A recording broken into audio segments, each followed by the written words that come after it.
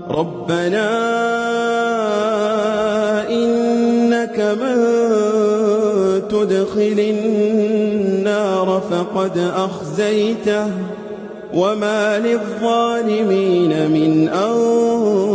أنصار ربنا إننا سمعنا مناديا ينادي للإيمان أن آمنوا بربكم فآمنا